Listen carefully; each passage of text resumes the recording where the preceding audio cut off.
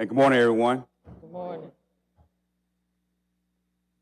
Ladies and gentlemen, we are now in the hands of our capable city clerk, Ms. Lisa Lambert. This is the pre-meeting of the Mobile City Council, Tuesday, February 22nd, 2/22/22. We have approval of minutes from February 15th. No issue.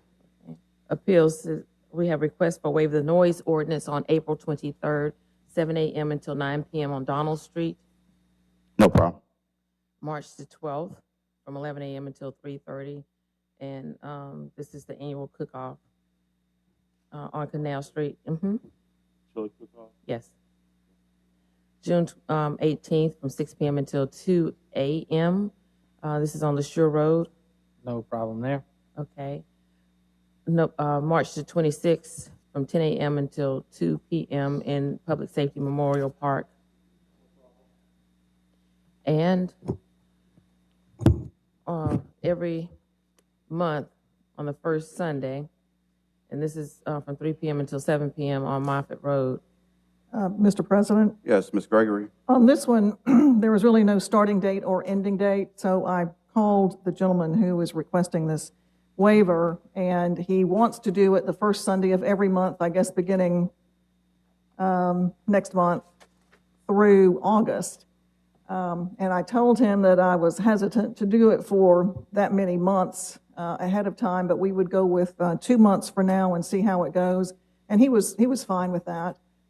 He also understands that it's daytime and that there is more flexibility for noise during the daytime, but he just wanted to make sure he was doing things the right way. So we'll go with 2 months, which would be March and April. Okay. Okay. Okay.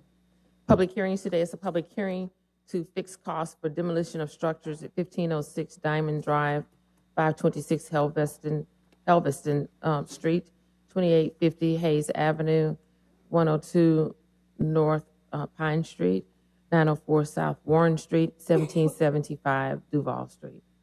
Are there any updates, Mr. Doctor? Anything from the council? Madam Clerk. Presentation of petitions and other communications to the council. Sabrina Mass regarding third-party study for redistricting. She canceled. Reverend Thorne redistricting, Darlene Martin redistricting, Pastor Green redistricting. Ordinance is held over 02007, ordinance to provide for reapportionment of the 7 council districts in the city of Mobile. Is there anything from the council?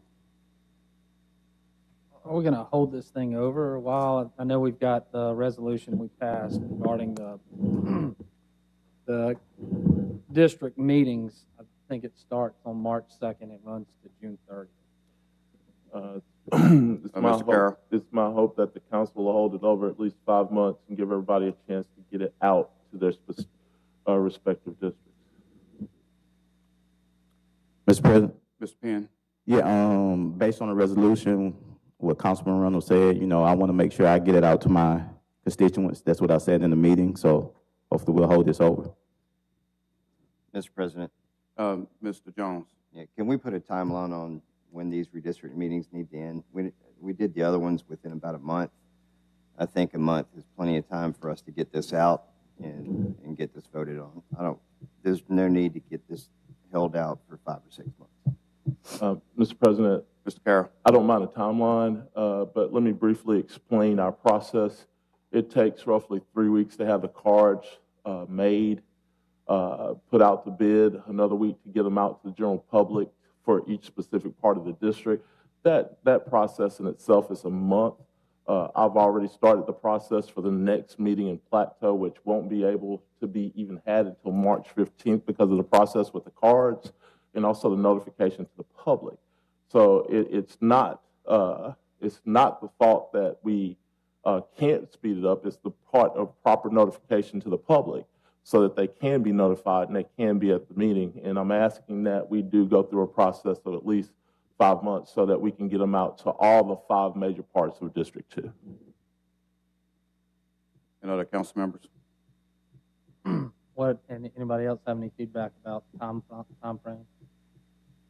I could probably get my meeting done inside of 5 months. I don't know where everybody else stands. Don't want to hold it over a couple months or 90 days. Any input from anyone else? Mr. Days, Ms. Gregory?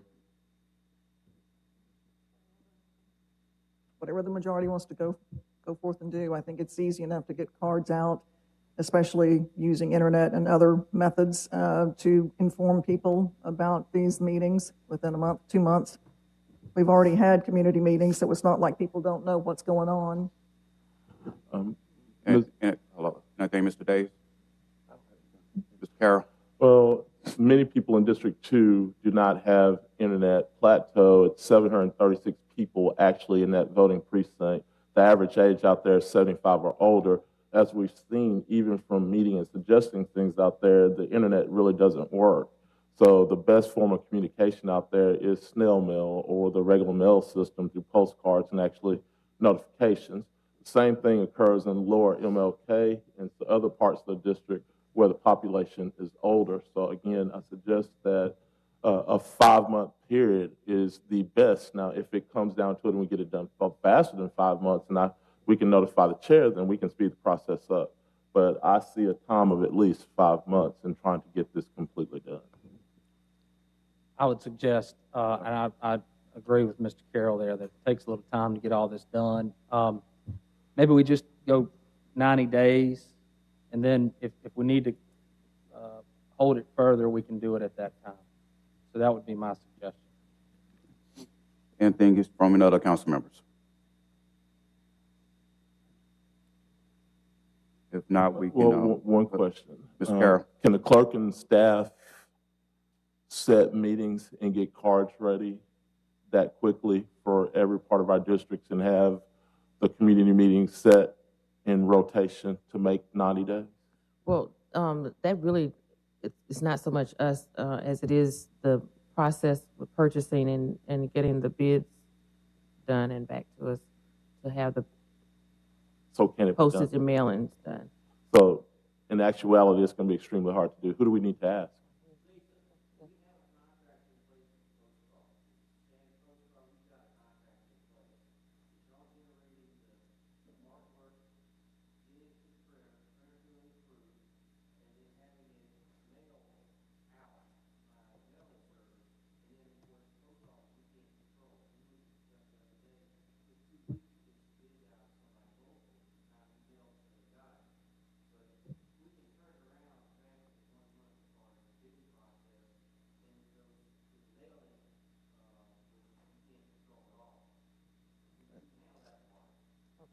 I believe we received an email from Courtney a couple of weeks ago stating that it's a 3-week turnaround. So we're looking at 5 months to get, we're looking at 5 months basically to get those districts done, if my district done, if we go beat by beat to cover Well, if everybody. you do a postcard for your entire district, you can get it done in the time allotted, which is Well- what most of us do. Well, here's the thing. I'm going to take it out to specific pieces of the community, so I'm not wasting my community meeting time also. So I'm going to do this the right way so I have the adequate time to talk to everyone so that everyone can get there. If I take it out, if I have one meeting in one place, then the people from Plateau who don't drive, who don't have proper transportation, who have to get on the bus, don't make it. People from Lower MLK are the same way. I have to consider the resources of the area, the people that are trying to make the meeting to be able to get to a meeting. Not everybody does or can do what all of us can do. So in respect to that, I'm going to say or ask that we go with the maximum amount of time that we can to get this information out to every part of the district. Any other council members? If not, we'll just bring this up for discussion during meeting, but for right now, they just say for 4 months. But we'll have the discussion during council meeting and debate this during council meeting as far as in the timeline. I think we heard between 90 days to 5 months. So I would just say in between 4 months. So we can discuss that during council. Madam Clerk? 64008 and 64009 are rezoning properties located at 1452 Government Street from R3 to B1 and 4251 Bittensburg Road from R1 to R2. Anything from the council? Madam Clerk? Resolutions held over. 01161, authorized agreement with ALDOT for maintenance of passive warning devices for Main Street. 01162, authorized agreement with ALDOT for maintenance of passive warning devices for Spring Hill Avenue. 08163, 164 are approving purchase orders to Gray Shift for annual renewal of forensic science software and to Thompson Tractor Company for scissor lift. Mr. President, Yes, Mr. Jones? question for the administration on 164 that I meant to ask last week. With the scissor lift for the convention center, can we also use that asset across other facilities like the auditorium, et cetera?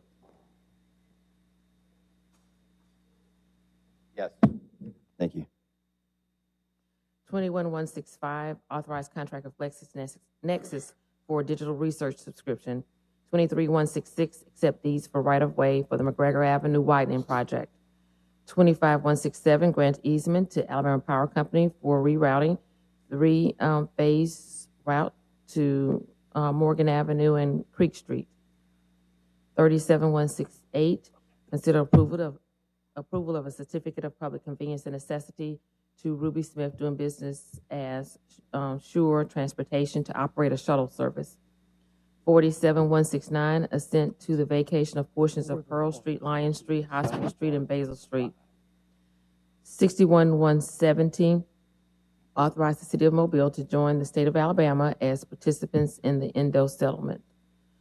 6173, authorize the Council President to enter into a retainer agreement and contract to review the reapportionment ordinance. Consent. Hold on one. Do we have any discussion from anything from the council with this particular item?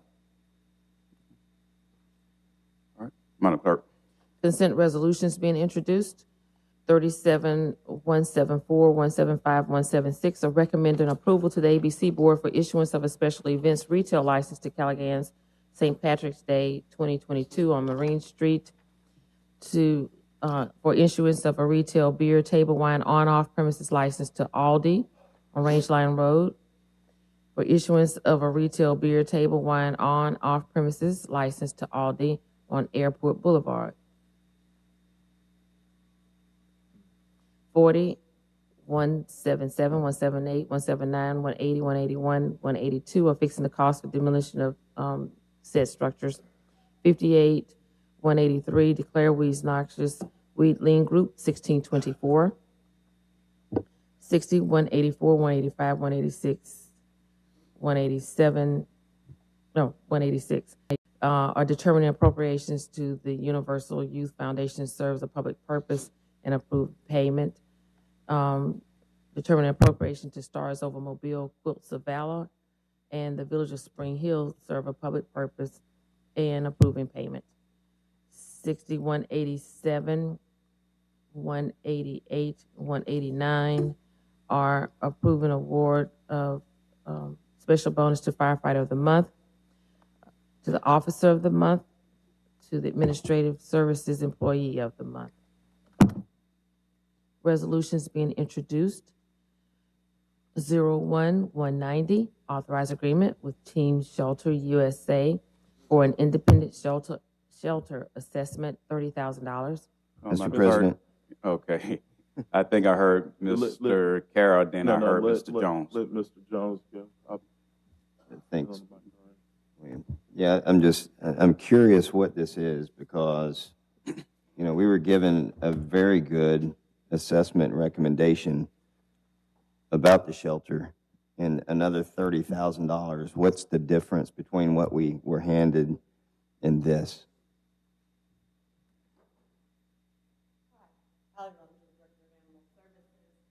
So this is an independent group that specializes in shelter assessment. So it is way more comprehensive than what the citizens provided you guys. And so this looks at everything from shelter operations to program activities, and looking towards ultimate facility needs in the long term. And so these are pretty standard in the world of sheltering too.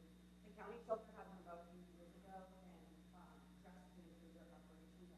something like this. So this is a woman who is a shelter veterinarian who's run Miami Animal Services, and that this will give us a comprehensive guide to crafting the kinds of programs we need to serve the citizens and address the problems that we're having, so we can move forward with designing this facility and getting the resources we need to address these problems that we're not able to address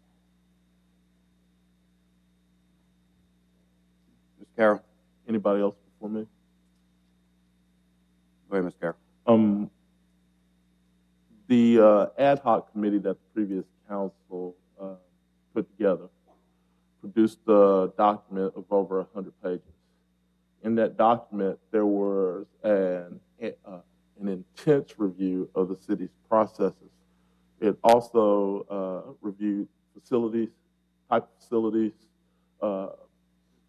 at-use items for the community, which covers spade and neutering, approach to capture. It was a very intense and a very thorough document.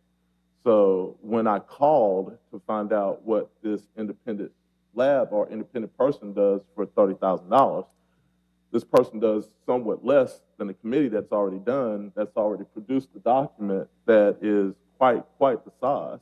And in that group, there were several people that were highly qualified to produce the document. So first, I want to ask, why aren't we considering the information that was provided to us from the document? As a matter of fact, they were just down here 2 weeks ago and explaining in detail all the information in the document. And it appears is that we want to create the document again, but this time pay for the document when the people that put the document together are qualified to do it. So that document that the council committee put together is not as comprehensive as what we are asking to do here. And I don't disagree with anything that the council committee put together. And they do have, that was citizens who are involved in animal rescue and things like that. They are not veterinarians. There were no veterinarians on that committee. There were no other shelter directors from any other place. They were citizens that do have some qualifications, and I don't disagree with any of the recommendations, but they are in no way comprehensive enough to address the issue. So Well, not to point any fingers, but one of the members or two of them were actually volunteers that were volunteers and could have been, based on time of service and experience in the current shelter, could have been assistant directors at the shelter for years of experience. So, I mean, what we're doing is we're falsifying the qualifications of the people that wrote the document. No, they were very qualified, but they're still not, there were no veterinarians and there were no people that are actually experienced running these shelters. They have a team that will provide information about ordinances, things that we're having, problems with in enforcement of our ordinances. And this is much larger than this. Shelter medicine, disease prevention, which is something that the council's committee don't have the authority to speak to, or facility design, and these are facility design experts. The document addressed the same issues that you're talking about.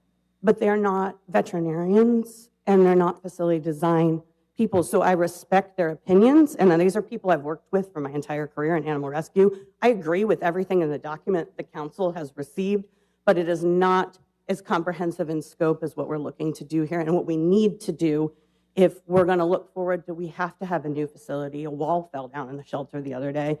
And to do it and do it right, and to build a building that's going to last this community and actually address all these problems that we all keep hearing about, we need this type of expertise to come to our community to give us that guide path. So this is for design consulting for building.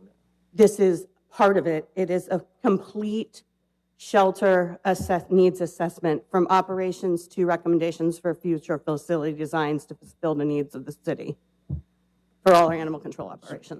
Councilman, real quick, this is really developing the programmatic document that we need based on our operational requirements and then what it would drive for the facility size and its requirements. So it's developing the program document that we need to then get to a designer to do the full design. So you're saying that this is going through the process from with a programmer through concept, through SD, EDCD? Yeah, That's this what is, I just heard. this- You're using a programmer to go through a design process. this is the first step, which is programming. What are our requirements? So we need a facility of this size. We need to have this many types of rooms for these services. You have this number of kennel space. It's a program document based on the requirements. So those people, as experts, would tell us, hey, based on, you know, how you operate, what you have, then you need this much space to do these things.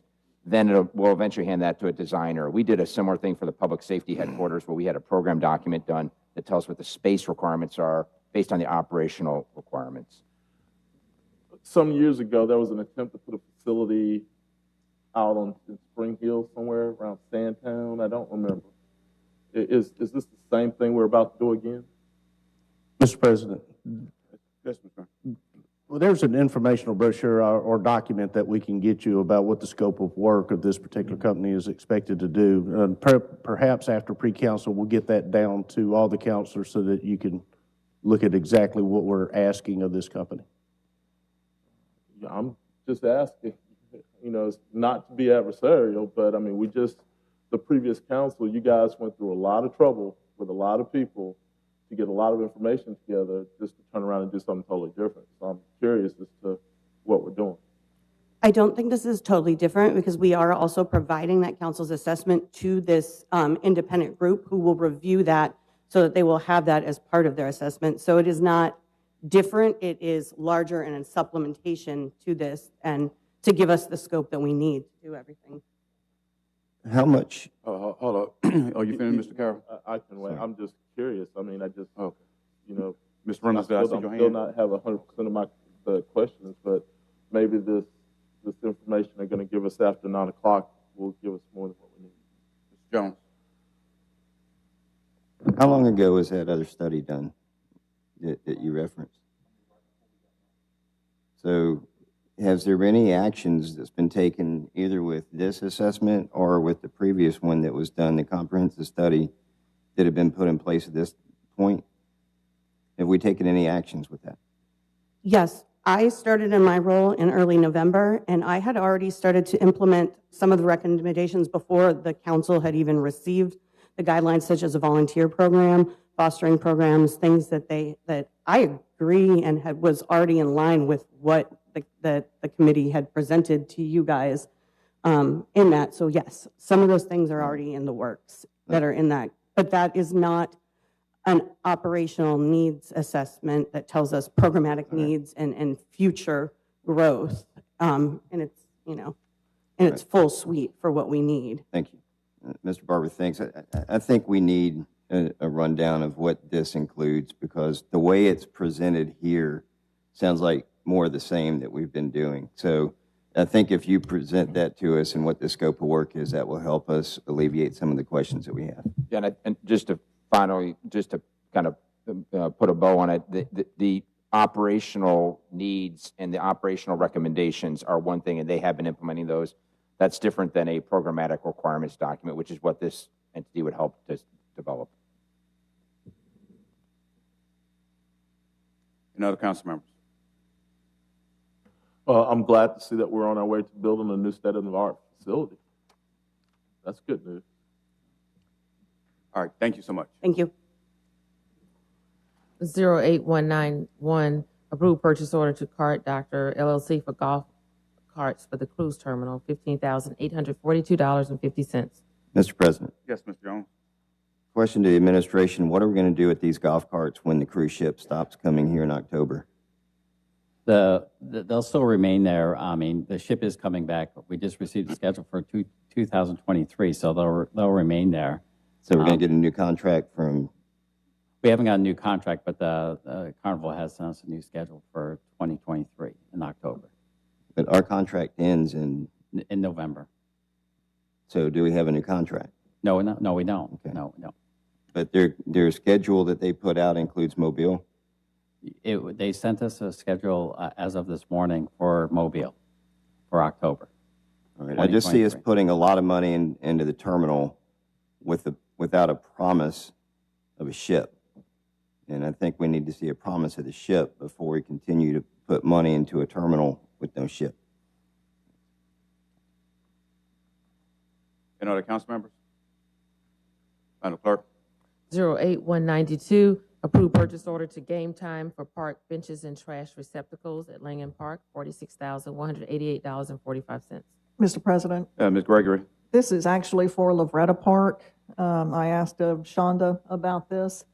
And I also wanted to know what the trash cans and the benches would look like, because we are in the middle of a big updating and renovation plan at Langham Park with some specific ideas as to what things need to look like. So I wanted to be sure that they would complement what we are doing in Langham. And I was told that this is just a citywide contract. Everybody basically gets the same look, one way or the other. So we may have to talk about some changes coming up, but for now, this is not Langham Park. It is Lovretta Park. Well, I have a question. If you wasn't aware of this, Ms. Gregg, I mean, it is for park benches and trash cans. So where's the funding coming from? Don't know.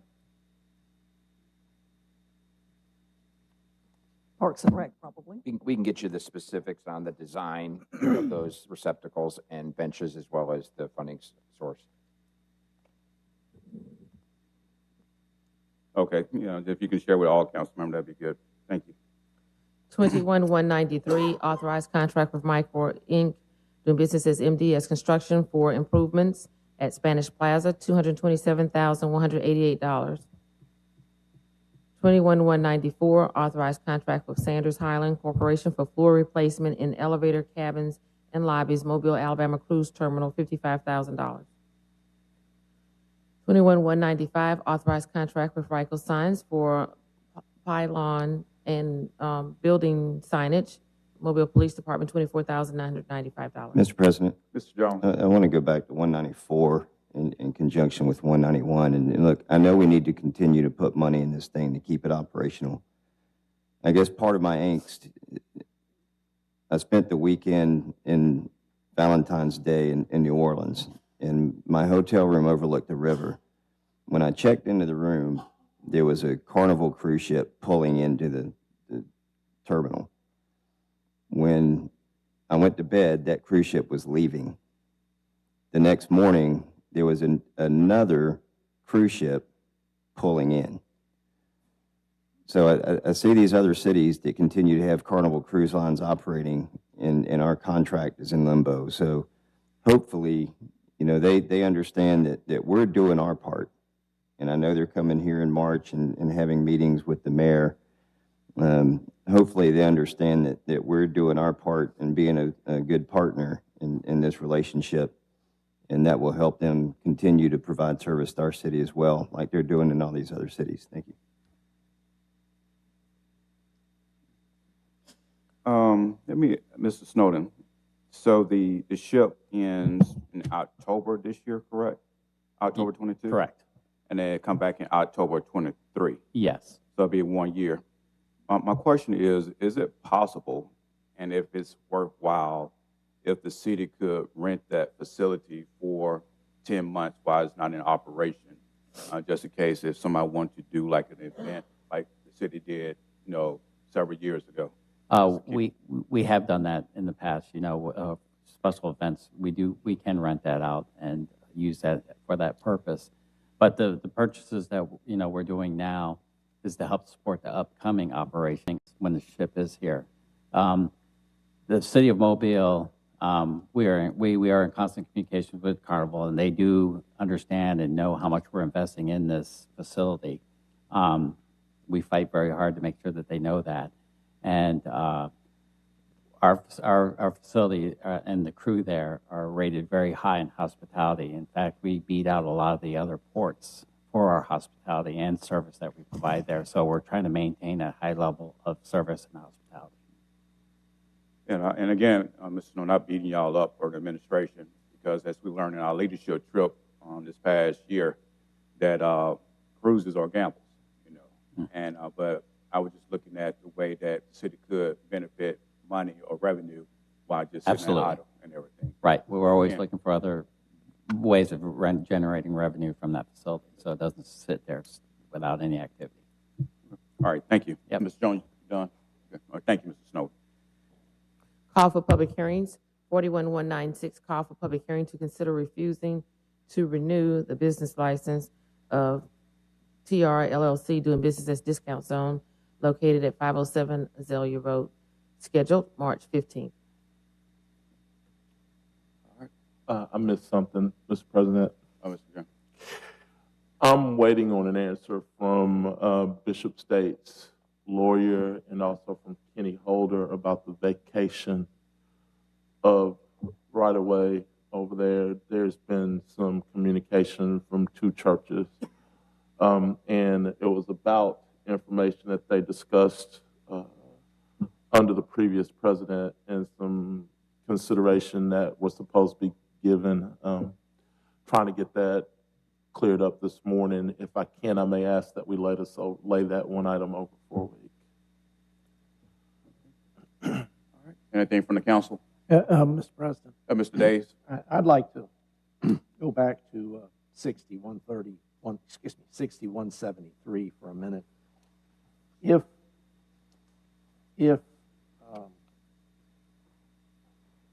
02007 is held over, then I intend to offer an amendment to 6173, and I will provide the council members with a copy of that amendment shortly. Thank you. Anything else from the council? Anything from the administration? If not, we'll see each other at 10:30.